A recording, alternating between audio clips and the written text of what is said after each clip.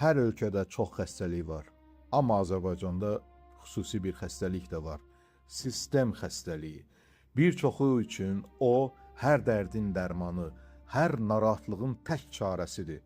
Azərbaycanda sistem köçürtmək sanki bir ritualdır.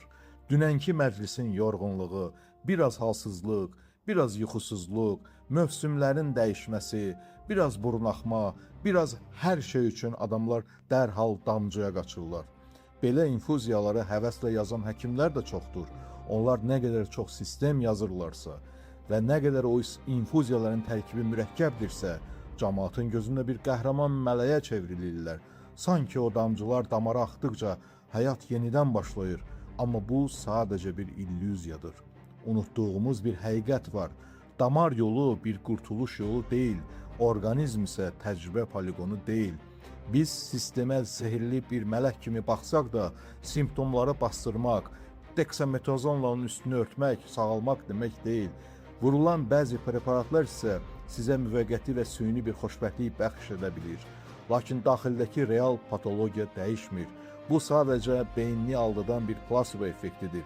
Halbuki bədən lüzumsuz maye yükü altında əzilir. Ürək və böyrək o mayeni qovmaq üçün artıq güclə çalışır. Yalnız qızdırma və ya yalnız yüngül halsızlıq sistem üçün göstəriş deyil.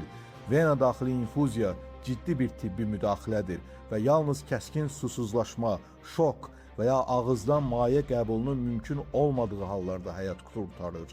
Düzgün pasiyent, düzgün maye və düzgün doza, düzgün zamanda tibb budur.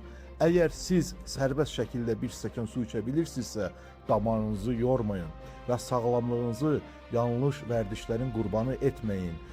Vena daxili maye infuziyası bir vitamin kokteyli deyil, o gündəlik prosedur deyil, ehtiyac duyulanda aparılan müalicədir. Nə vaxt ürəyin istəyəndə yox, yalnız tibbi göstəriş olanda bir prosedurdur.